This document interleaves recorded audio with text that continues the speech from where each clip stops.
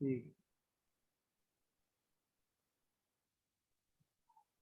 आपको ये स्क्रीन नजर आ रही है? हाँ जी सर, आ रही है। चलें ठीक है।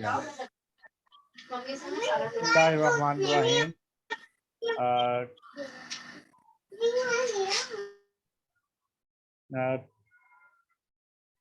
एटॉमिक फ्लोरेसेंस स्पेक्ट्रोस्कोपी, ये हमारे पास 7 टाइप्स है और आज हमारा 11th डे है। और इस 11 डे में हम लोग एटॉमिक फ्लोरेसेंस स्पेक्ट्रोस्कोपी को स्टार्ट कर रहे हैं। हम लेकर चल रहे हैं सब्जेक्ट स्पेशलिस्ट केमिस्ट्री का क्रैश कोर्स चल रहा है हमारा, और हमारा पार्ट 1 अभी तक कंप्लीट नहीं हो पा रहा। उसकी वजह शायद यही है कि स्पेक्ट्रोस्कोपी एक वाइड रेंज में टेक्निक है जो हम डिफरेंट एनालिसिस, करेक्टराइजेशन और आइडेंटिफिकेशन के लिए हम यूज़ करते हैं। हर एक स्पेक्ट्रोस्कोपी की अलग से इम्पोर्टेंस है। मेरे ख्याल में आप लोगों को एनालिटिकल केमिस्ट्री फर्स्ट पे आनी चाहिए। एनालिटिकल केमिस्ट्री में अगर आप अपना नाम बना लेते हो, प्रैक्टिकल लाइफ में प्रैक्टिकल केमिस्ट्री में आपका नाम है, आपके बारे में कहा जाएगा कि इसको इन टेक्निक्स का पता है। तो इसीलिए मैंने इसको 4 पार्ट्स में डिवाइड किया है। फर्स्ट पार्ट में मैंने कहा था मैं बेसिक चीज़ें यानी कि उसके हिंट्स दूंगा, उसके थोड़ा सा आइडिया क्लियर करूंगा, कॉन्सेप्ट क्लियर करूंगा। नेक्स्ट पार्ट में हम उसकी रिक्वायरमेंट्स और वर्किंग देखेंगे। थर्ड में हम देखेंगे कि उनके जो स्पेक्ट्राज या कैलकुलेशंस है वो, लेकिन मैं स्पेक्ट्रा और कैलकुलेशन को लास्ट पे लेके जाने वाला हूँ, उससे पहले मैं कंपैरिजन कर लूँगा। ठीक है, थर्ड पे। और फोर्थ पे हम क्या करेंगे, उनके स्पेक्ट्रा रखेंगे और उनको इंटरप्रेट करना मैं आपको बताऊंगा कि कैसे हम इनको इंटरप्रेट करते हैं और इनके लिए हमें क्या क्या कैलकुलेशंस करना पड़ती है। अगर हमें किसी सॉफ्टवेयर का सहारा लेना पड़ता है, मैं आपको सॉफ्टवेयर का नाम भी बताऊंगा और उनको करने का कुछ ना कुछ आइडिया भी दूंगा। तो आप लोगों को ये चीज़ें सीख लेनी चाहिए। ज़रूरी नहीं है कि वो एमसीक्यूज में आती हैं या नहीं आती, बट आपको ये चीज़ें आनी चाहिए। अभी तो कंप्यूटेशनल केमिस्ट्री भी आ चुकी है। अगर अल्लाह पाक ने ज़िंदगी दी, मैं कंप्यूटेशनल केमिस्ट्री के ऊपर एक कोर्स रखने वाला हूँ। उस कंप्यूटेशनल केमिस्ट्री में मैं आपको बताऊंगा कि दुनिया कहाँ पे खड़ी है और हमें भी वहाँ पे जाना चाहिए या नहीं। तो उसके बारे में मैं आपको आगाह करूंगा। हम घर बैठ के रिसर्च कर सकते हैं, हम घर बैठ के अपने पेपर पब्लिश कर सकते हैं, सब कुछ हो सकता है, हमारा नाम पहले नंबर पे आ सकता है। बट काम क्या है? मेहनत है। मेहनत जो करेगा उसको फल मिलेगा। जो मेहनत करने से कतराता है उसको फिर कुछ भी नहीं मिलता। ये एक साफ सी बात है कि जो मेहनत करता है अल्लाह पाक उसे देता है।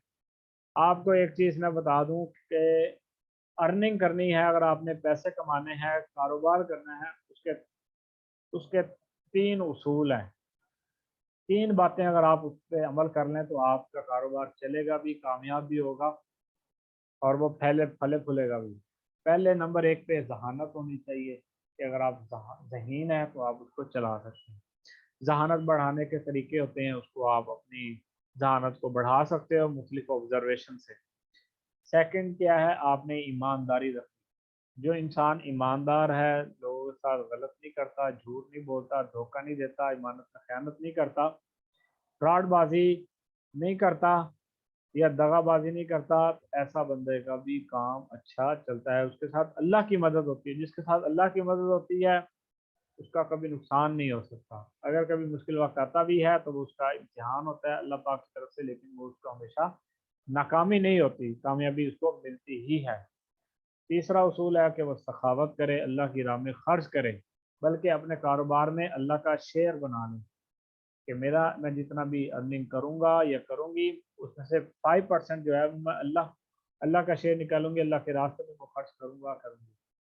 तो जिस काम में अल्लाह का हिस्सा डल जाए तो अल्लाह कैसे हो सकता है कि हमारे अल्लाह अपने अल्लाह का काम, अल्लाह का हिस्सा जिसमें होगा उसको फिर नुकसान कभी नहीं होता। तो बहरहाल मैं बात कर रहा था स्पेक्ट्रोस्कोपी की। मैं बता रहा हूँ कि स्पेक्ट्रोस्कोपी की अहमियत बहुत ज़्यादा है। अगर आप स्पेक्ट्रोस्कोपी सीख जाते हैं, आपको पता है, तो आप बहुत सारे काम कर सकते हैं। चलें जी, एटॉमिक फ्लोरेसेंस स्पेक्ट्रोस्कोपी है। Atomic fluorescence spectroscopy, atomic emission का आपको पता होना चाहिए, हाई टेम्परेचर होता है, इसमें भी आप सैंपल यूज कर सकते हैं, प्लाज्मा आर्क स्पार्क फ्लेम्स वगैरह। प्लाज्मा में आईसीपी डीसीपी है, ये एमिशन के मैंने रखे हैं, एक्साइटेशन रिलैक्सेशन। इसमें जो सोर्स ऑफ है वो यूवी वगैरह होती है, यहाँ पर मैंने इसको थोड़ा सा मैं चेंज करने लगा हूँ कि इसमें हम यूवी रेडिएशन वगैरह को यूज करते हैं। ठीक है,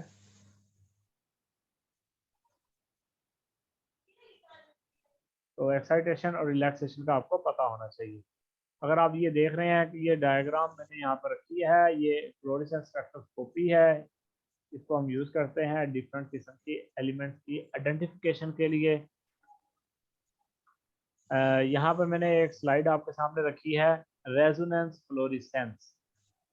इसको आप देखिएगा, ग्राउंड स्टेट पे जब आप एनर्जी एब्जॉर्ब होती है वो मौजूद है और एक्साइट होकर वो एक्साइटेड स्टेट में इलेक्ट्रॉन चला जाता है, वहाँ से डी एक्साइट होता है तो वो क्या करता है, लाइट रिलीज करता है, और ये स्पेसिफिक कांस्टेंट होती है, स्पेसिफिक एनर्जी होती है। तो जो लाइट एमिट करता है, इस प्रोसेस को हम लोग नाम देते हैं फ्लोरेसेंस का। ठीक है, यहाँ पर आप देखिएगा इस डायग्राम में एक एटॉमिक न्यूक्लियस मौजूद है और उसके इर्द इलेक्ट्रॉन है, इलेक्ट्रॉन मूव करके लोअर लेवल से हाई लेवल एक्साइटेड स्टेट और एक्साइटेड स्टेट से वापस जो है वो ग्राउंड स्टेट की तरफ आ रहा है। इसमें होता क्या है, energy from the source lamp को स्ट्राइक करती है ऑर्बिटिंग इलेक्ट्रॉन पर, और वो क्या करता है, energy of release in the form of photon, sorry, the electrons are excited to higher energy state and then fall back to the ground state। यानी कि फिर वो ग्राउंड स्टेट से सॉरी एक्साइटेड स्टेट से ग्राउंड स्टेट की तरफ चले जाते हैं और इसके नतीजे में क्या करते हैं, एनर्जी रिलीज करते हैं in the form of photon. Photon किसे कहते हैं, हम लाइट को कहते हैं, फ्लोरेसेंस। तो इस प्रोसेस को हम लोग नाम देते हैं फ्लोरेसेंस का। यही बेसिक है, यही प्रिंसिपल है और यही इसका सब कुछ है। यानी कि हमने हिंट बताना है कि एटॉमिक फ्लोरेसेंस स्पेक्ट्रोस्कोपी है क्या। आज मैंने यहाँ पर एक स्लाइड में आपके सामने दो चीज़ें रखी है, एक स्कीमेटिक डायग्राम रखी है और एक इसमें मैंने इलेक्ट्रॉन की मूवमेंट रखी है कि कैसे इलेक्ट्रॉन जो है वो उनकी ट्रांजिशन होती है। तो ये फ्लोरेसेंस के बारे में बताया गया है, ये फ्लोरेसेंस आपको मालूम है, मैंने अभी बता दिया है। अगर आप इसमें ये इस डायग्राम को देखें, जिसमें ग्राउंड स्टेट से एक्साइटेड स्टेट की तरफ गया, एक्साइटेड स्टेट के बाद वो यहाँ पर वाइब्रेशनल रिलैक्सेशन यानी कि कुछ यहाँ पर आके वो रिलैक्स हो गया। इस दौरान में वो कहता है कोई एनर्जी रिलीज नहीं हुई, विदाउट एनर्जी और उसके बाद ये वापस फ्लोरेसेंस पे आ जाता है। एटॉमिक फ्लोरेसेंस स्पेक्ट्रोस्कोपी की 3 या 4 टाइप्स हैं। ठीक है, मैं देखता हूँ, मैंने शायद इसको कोड किया था, नहीं किया। मैं एक मिनट गूगल करता हूँ, आपको दिखाता हूँ, देखता हूँ आपके सामने वो स्क्रीन शेयर होती है या नहीं। मैंने एक पेपर भी डाउनलोड किया था फ्लोरेसेंस पे। आपको गूगल का नजर आ रहा है, गूगल की स्क्रीन आ रही है आपके सामने? No sir. अच्छा, नहीं आ रही।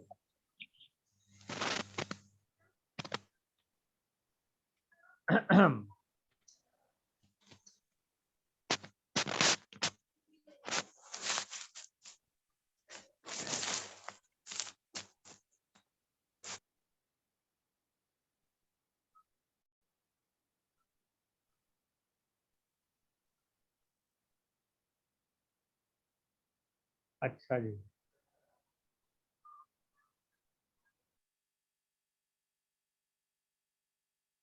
इसकी ना टाइप्स के बारे में जो बताया जाता है, आप लोग नोट कीजिएगा। एक टाइप बताई जाती है रेजोनेंस फ्लोरेसेंस, एक टाइप इसकी है stroke direct line fluorescence, stepwise line fluorescence, two step excitation double resonance fluorescence, thermal fluorescence और सेंटिसाइज फ्लोरेसेंस। 6 टाइप्स हैं। इसमें जो लास्ट 2 है वो तो इतना यूज नहीं होता और बाकी 4 जो है ना ये ज़्यादातर यूज की जाती है। अब ये जो टाइप्स हैं ये इसी तरह एनर्जी बेस के ऊपर है कि वो कहाँ से कहाँ पर जाती हैं। इसमें जो आपके सामने नज़र आ रही है फ्लोरिसेंस वाली, इसको हम लोग नाम देते हैं रेजोनेंस फ्लोरिसेंस। ठीक है, तो मेरा ख्याल ये है कि आपको इनका नाम ज़रूर पता होना चाहिए कम अज़ कम। मैं देख रहा हूँ कोई कि अच्छे फॉर्म में कोई डायग्राम मिल जाए तो वो मैं आपके सामने जो है ना रख दूँ, आपको दिखा दूँ कि ये इस तरह से इनकी डिफ्रेंशिएशन होती है।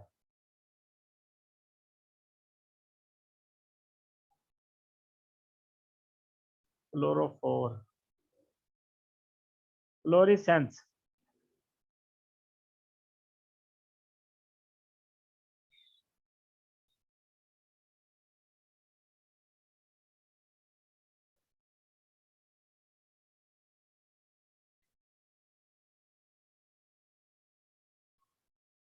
ठीक है, मेरे ख्याल में ना मैं एक स्लाइड सी बना देता हूँ आपको यहाँ पे, और वो लगा देता हूँ, आप इसको देख लें कि ये किस तरह की होती है, कि इनके टाइप्स के नाम आपको आने चाहिए।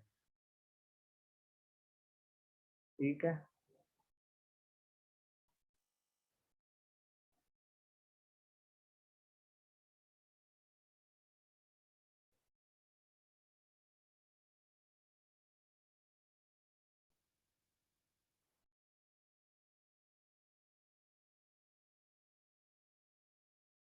ठीक है, ये इसके टाइप्स हैं। 6 resonance fluorescence, talk direct, line fluorescence stepwise, line fluorescence two step excitation, double resonance fluorescence, thermal fluorescence, sensitive. यहाँ जो मैंने डेफिनेशन भी की है, fluorescence is excited to the higher electronic and the vibration state from the ground state after the excitation. अब वो कहता है जी जो एक्साइटेड मॉलिक्यूल्स है can relax to lower vibration state, यानी कि वो यहाँ पर आ गए, due to the vibration relaxation and further return to the ground state in the form of fluorescence.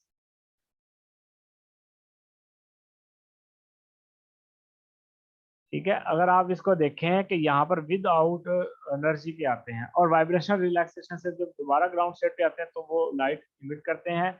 इसको हम लोग नाम देते हैं रेजोनेंस फ्लोरेसेंस। ठीक है, तो ये हमारे पास वो क्वांटिटेटिव टेक्निक है जिसको हम डिफरेंट किस्म के मेटल्स को एनालाइज करने के लिए हम यूज़ करते हैं।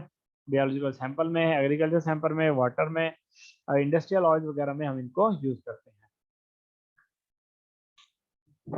इसमें वो कहता है जी आइडिया क्या होता है एक्साइट करने का, तो वो कहता है हम यूवी रेडिएशन यूज़ करते हैं और मेजर करते हैं कि कितनी रेडिएशन एमिट हो रही हैं, इनके उसकी वैल्यू फाइंड आउट करते हैं। Quantitative amount of specific element being the measure could be quantified करते हैं कि वो किस किस्म की एलिमेंट की कौन सी एमिट रेडिएशन है, तो हम ये देखते हैं। तो वो कहता है जी एएफएस में एटॉमिक फ्लोरेसेंस स्पेक्ट्रोस्कोपी में यूवी लाइट सोर्स होता है जो एक्साइट करता है। मोनोक्रोमेटोर होता है, मोनोक्रोमेटोर का आपको पता है एक लाइन बना के क्या है वो आगे की तरफ ट्रांसफर करता है। डिटेक्टर होता है जिससे हम वैल्यूज वगैरह को देख सकते हैं। रीड आउट डिवाइस होती है जहाँ पे आपके ग्राफ वगैरह बन जाते हैं। इसी तरह इसके टाइम में एक cold vapour atomic fluorescence spectroscopy भी है। ये उसके सैंपल के तौर पर इसका नाम आ जाता है कोल्ड वेपर एटॉमिक। इसको हम यूज़ करते हैं कि सैंपल को आप प्रिपेयर करते हैं specifically to quantity the presence of heavy metals को फाइंड आउट करने के लिए जो वोलेटाइल फॉर्म में होता है, सच एज मरकरी, मरकरी वगैरह को फाइंड आउट करने के लिए यूज़ करते हैं हम। ये उसकी एक फ्लो डायग्राम सी मैंने बनाई है। यहाँ पर कैरियर गैस होती है विद सैंपल, फ्लोरेसेंट सेल है, मोनोक्रोमेटोर है, एनर्जी सोर्स है, और ये फ्लोरेसेंट सेल से फिर कहाँ जाती है डिटेक्टर में, मोनोक्रोमेटोर आउटपुट है। फिलहाल वर्किंग में हम मजीद देखेंगे। इसको हम यूज़ करते हैं detection of antimony, arsenic, bismuth, cadmium, germanium, lead sorry selenium, tellurium, tin and zinc वगैरह को लो कंसंट्रेशन लेवल पर यूज़ करते हैं। पार्ट्स पर बिलियन में हम इनके सोल्यूशन वगैरह बनाकर इसको करते हैं। इसी तरह मरकरी वगैरह को आइडेंटिफाई करने के cold vapour atomic fluorescence spectroscopy का यूज़ किया जाता है। और मुख्तलिफ किस्म के बायोलॉजिकल फील्ड में जो डिसऑर्डर वगैरह होते हैं उनमें ऑर्गेनिक मरकरी को भी फाइंड आउट करते हैं कि इसमें कितनी कंसंट्रेशन पाई जाती है। लास्ट में मैं आपको ये बात बता दूं, एटॉमिक फ्लोरेसेंस स्पेक्ट्रोस्कोपी और एटॉमिक एब्जॉर्प्शन स्पेक्ट्रोस्कोपी आपस में मिलते जुलते हैं। एटॉमिक एब्जॉर्प्शन में तो हम उसकी एब्जॉर्प्शन को देखते हैं कि इसमें कितनी मेजरमेंट, यानी कि एब्जॉर्प्शन की मेजरमेंट देखते हैं कि नंबर ऑफ रेडिएशन कितनी एब्जॉर्ब की है, तो हम मेजरमेंट करते हैं एब्जॉर्प्शन कंसंट्रेशन को कि एब्जॉर्प्शन रेडिएशन कितनी है। और एटॉमिक फ्लोरेसेंस स्पेक्ट्रोस्कोपी में हम क्या करते हैं, एमिशन को देखते हैं कि कितनी एमिट हुई है रेडिएशन। तो इस जो लाइट की फॉर्म में, यानी कि फोटॉन की फॉर्म में जो एमिट हुई है, उसको हम लोग नोट डाउन करते हैं, एटॉमिक फ्लोरेसेंस स्पेक्ट्रोस्कोपी है।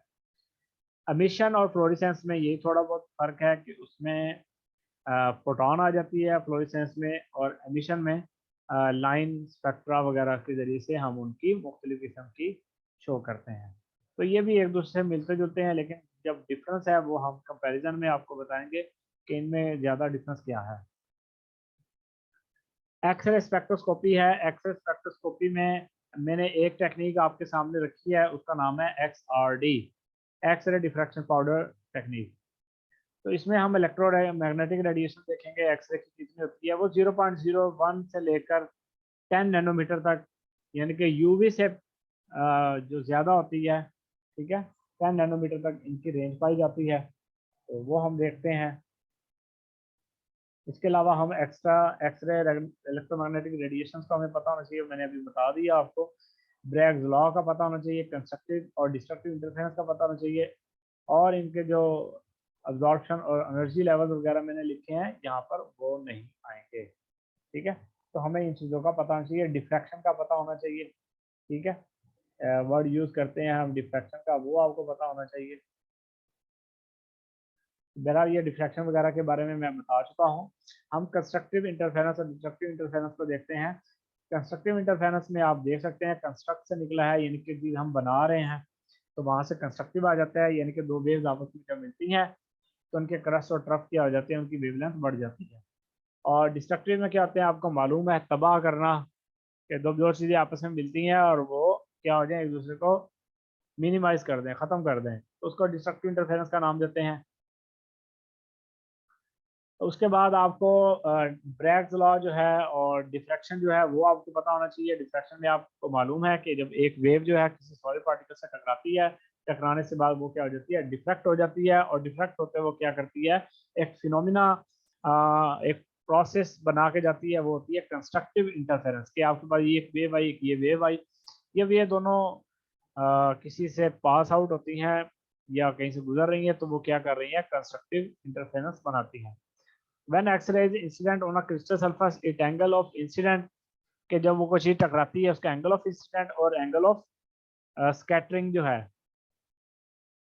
अगर वो दोनों इक्वल हैं, दैट इज कॉल्ड डिफ्रैक्शन, और इसी को हम लोग नाम देते हैं ब्रैग्स लॉ का। उसकी हम आगे से फार्मूला की मदद से उनकी चीजें निकालते हैं। And the path difference d is equal to the whole number n number of wavelength constructive interference will occur। तो वो क्या होगा, अगर आपके पास एंगल ऑफ इंसिडेंट और एंगल ऑफ स्कैटरिंग अगर इक्वल है, तो वो क्या करेगा, कौन सा फिनोमिना देगा, कंस्ट्रक्टिव इंटरफेरेंस का।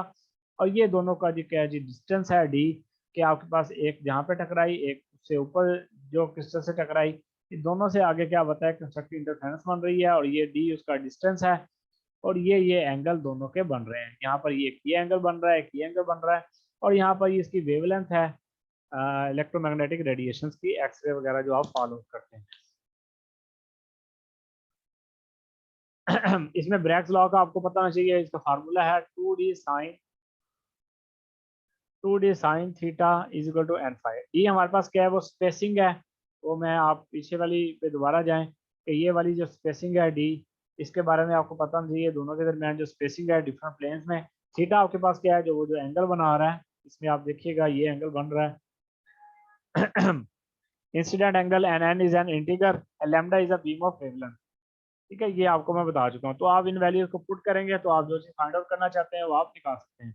ये क्वेश्चन हमें ये एक्सप्लेन करती है, faces of crystal reflect X ray beam at the particle angle of incident किस पे बन रहा है, तो इसके जरिए से हम डिफरेंट किस्म के एलिमेंट्स की कैरेक्टराइजेशन हम XRD की मदद से करते हैं। हम क्रिस्टल साइज को बता XRD के बारे में आप लोग ये याद रख रहे हैं, XRD बहुत ज़्यादा इंपॉर्टेंट है। क्रिस्टल साइज को बताने के लिए, और इसके बारे में बताते हैं कि ये कौन से मेटल इसमें पाए जाते हैं। एक्सआरडी का के लिए हम दो सॉफ्टवेयर यूज करते हैं। एक यूज करते हैं हम ओरिजिन को, उसमें हम ग्राफ वगैरह बनाते हैं। एक हम एक्सपर्ट हाई स्कोर हम एक सॉफ्टवेयर यूज करते हैं। एक मैच सॉफ्टवेयर यूज करते हैं। मैच और एक्सपर्ट हाई स्कोर में हम क्या करते हैं, इनके क्या नाम देते हैं, मिलर इंडिसेस हम इसके फाइंड आउट करते हैं। और मिलर इंडिसेस को फाइंड आउट करते हुए हम इसकी मुकम्मल किस्म की हमें प्रॉपर्टीज हासिल होती है कि आपके पास जो वैल्यूज आई हैं थीटा पर, और थीटा की जो आपकी इंटेंसिटीज हैं, उसमें कौन कौन सी आपकी वैल्यूज जो है कौन से मेटल्स को या उनकी एलॉयज को रिप्रेजेंट करती है, उनकी पीक्स क्या रिप्रेजेंट कर रही है, कौन से मेटल्स के लिए है। तो वो हम मिलर इंडिसेस वगैरह से और डिफरेंट प्रॉपर्टी से हम फाइंड आउट करते हैं, क्रिस्टल साइज निकालते हैं। तो variable D indices indicate that the ये डिस्टेंस होता है between the atomic layers and the variable D, ये वही बात लिखी गई है, ठीक है। लैम्डा क्या है, इसकी स्पेसिफिक वेवलेंथ होती है, X ray beam n n n integer होती है। ये एक्सरे के बारे में मैंने एक प्रिंसिपल सा लिखा है, ठीक है। ये मैंने इसकी एप्लीकेशन लिख दी है।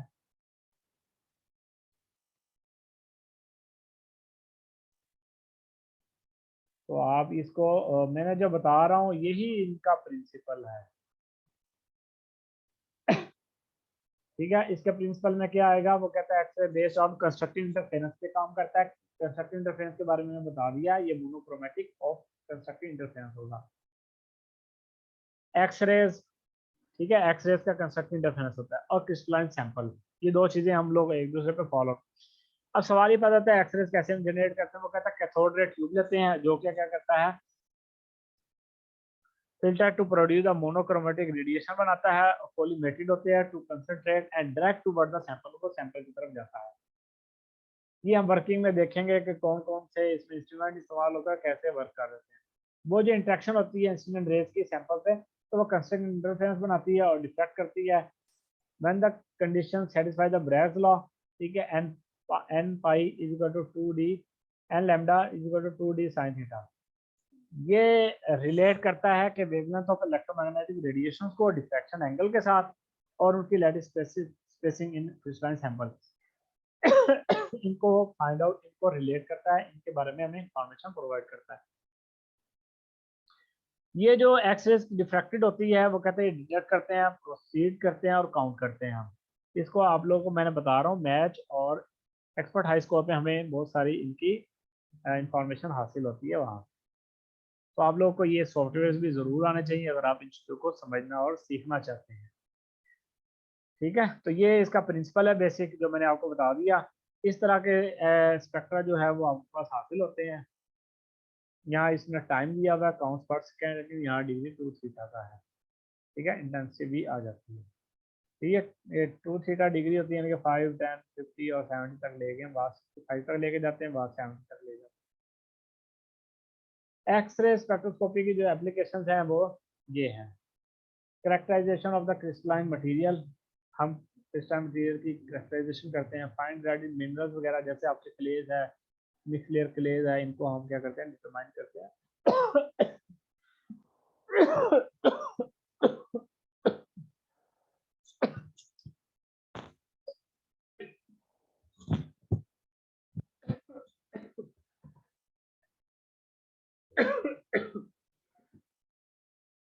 सॉरी, मेरी ज़रा तबीयत भी ठीक नहीं है।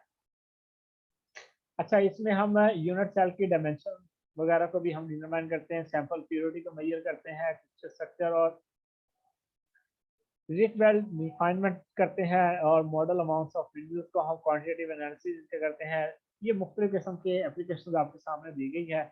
मेन आपने याद रखना कि क्रिस्टलाइन स्ट्रक्चर वगैरह के लिए हम इनको ज़्यादातर यूज़ करते हैं। आगे है माइक्रोवेव स्पेक्ट्रोस्कोपी, है हमारे 9 टाइप्स है।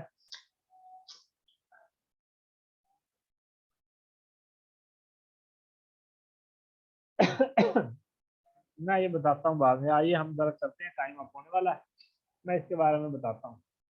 माइक्रोवेव इलेक्ट्रोमैग्नेटिक रेडिएशन के बारे में आपको पता होना चाहिए कि माइक्रोवेव का साइज क्या होता है, ठीक है। इसके इलेक्ट्रोमैग्नेटिक रेडिएशन की क्या फ्रिक्वेंसी होती है, ये आपको मालूम होना चाहिए। और सेकंड आपको टॉर्क और रोटेशन लेवल का पता होना चाहिए, डाइपोल मोमेंट का पता होना चाहिए, एब्जॉर्प्शन एनर्जी लेवल का पता, बेल-लैम्बर्ट लॉ क्या होता है ये भी आपको पता होगा। आपको टॉर्क और रोटेशन लेवल का पता होगा, डाइपोल मोमेंट का भी पता होगा। आइए हम इसको स्टार्ट करते हैं। पानी पीने के लिए मुझे नीचे जाना पड़ेगा। अभी मैं फिलहाल ऊपर हूँ। मैं नीचे गया तो बच्चे मेरा जो है ना छोटा बीमार है, वो मेरे पास आ जाता है। तो यहाँ पर इनकी वैल्यू दी गई है 1 सेंटीमीटर से लेकर 100 माइक्रोमीटर तक होती है इनकी वैल्यू। और ये रोटेशनल स्पेक्ट्रोस्कोपी में ये टाइप्स को यूज़ किया जाता है। ऑर्डर ऑफ सम 100 जूल पर मोल इनकी एनर्जी होती है। और ये टीवी और इस तरह की इंस्ट्रूमेंट्स वगैरह में इनको इस्तेमाल किया जाता है। माइक्रोवेव ओवन वगैरह में भी होता है। ठीक है, फ्रीक्वेंसी इसकी 10 से लेकर मेरे ख्याल 10 हर्ट्ज तक है। 10 ये नज़र नहीं आ रहा मुझे भी। आज हम इसको स्टार्ट करते हैं कि माइक्रोवेव स्पेक्ट्रोस्कोपी या रोटेशनल स्पेक्ट्रोस्कोपी होती क्या है। इसमें हम क्या करते हैं, माइक्रोवेव रेडिएशन को यूज़ करते हैं। क्या चीज़ फाइंड आउट करते हैं, मेजर करते हैं, रोटेशनल ट्रांजिशन करते हैं। मैंने आपको ट्रांजिशन की टाइप्स बताई थी, इलेक्ट्रॉनिक ट्रांजिशन, वाइब्रेशनल ट्रांजिशन और रोटेशनल ट्रांजिशन। रोटेशनल ट्रांजिशन जो है वो माइक्रोवेव रोटेशनल स्पेक्ट्रोस्कोपी में वो पजीर होती है, असर होती है और molecule in the gas phase. और आपके पास जो वो फेज होनी चाहिए वो गैस होनी चाहिए। गैस क्यों होनी चाहिए, लिक्विड और सॉलिड क्यों नहीं होनी चाहिए? क्योंकि लिक्विड और सॉलिड में पॉजिटिव इंट्रैक्शन ज़्यादा होती हैं और वो इतनी कम वाली वेव से वो मूव नहीं करते। तो गैस में आसानी के साथ क्या जी वो मूव कर सकते हैं। और इसमें क्या जी डाइपोल मोमेंट होना ज़रूरी है। ठीक है, इस स्पेक्ट्रोस्कोपी में हम क्या करते हैं, यूटिलाइज करते हैं फोटॉन्स की माइक्रोवेव रेंज में। और वो ट्रांजिशन होती है आपकी quantum rotational energy level. Quantum क्यों हम वर्ड यूज करते हैं, क्योंकि स्पेसिफिक एनर्जी होती है एक लेवल से दूसरे लेवल तक जाने के लिए गैस मॉलिक्यूल को। वो कहता है इसी वजह से वो कहता है reason why the sample must be in the gas phase is due to the intermolecular interaction in hindering rotation in the liquid and solid phase of the molecule. ये वो जो मैं आपको बात बता रहा था वो यही है कि लिक्विड और सॉलिड में इंटरेक्शन पाई जाती हैं, वो हिंडर करती हैं उस रोटेशन को, जिसकी वजह से हमें गैस को यूज करना पड़ता है, यानी कि उसको हम गैस फॉर्म में लेके जाते हैं किसी भी एलिमेंट्स को फॉर्म करने। माइक्रोवेव स्पेक्ट्रोस्कोपी की वो कहता है जी हम इसको 5 कैटेगरीज में डिवाइड करते हैं। 3 ऑर्थोगोनल रोटेशनल एक्सिस पर। 3 ऑर्थोगोनल कौन से होते हैं, rotational axis x y and z. और वो कहते हैं जी 5 टाइप्स हैं इनकी। डायटॉमिक है, डायटॉमिक मॉलिक्यूलर है, लीनियर मॉलिक्यूल्स है, स्फेरिकल टॉप्स हैं, symmetrical tops and asymmetrical tops हैं। ठीक है, यहाँ पर ये टॉप्स आएगा। तो आइए 1 मिनट रह गया, मैं कोशिश कर रहा हूँ इसी में क्या जी वो खत्म कर दूँ माइक्रोवेव स्पेक्ट्रोस्कोपी को। तो लीनियर रोटर्स या डायटॉमिक या लीनियर मॉलिक्यूल्स होते हैं, इसमें HCl आ जाता है और CSO आ जाएगा, OCS आ जाएगा, जो भी आप इसको एसिटाइलिन आ जाएगा, CO2 आ जाएगा। इसमें अब आप देख लें, अगर आपके पास 3 है, IA, IB और IC है, अगर इसकी ऑर्थोगोनल एक्सिस है, अगर तो IA 0, IB और IC दोनों की अगर ये इक्वल हो, इनकी लेंथ, अगर लेंथ लेते हैं, लेंथ है मैं आई पढ़ रहा हूँ, लेंथ ले लेते हैं, लेंथ भी इक्वल टू लेंथ सी अगर इक्वल हो और ए 0 हो तो वो लीनियर होंगे। अगर ये हो LA, LB, LC तीनों इक्वल हो तो वो स्फेरिकल टॉप रोटर होंगे, CH4, CH4, S4। ये डाइपोल मोमेंट जिनका 0 होता है। सिमेट्रिकल टॉप्स कौन से होंगे, वो जिनका IA, IB और ये नॉन इक्वल IC के। ये आपने कुछ मेरे ख्याल में ना उसमें भी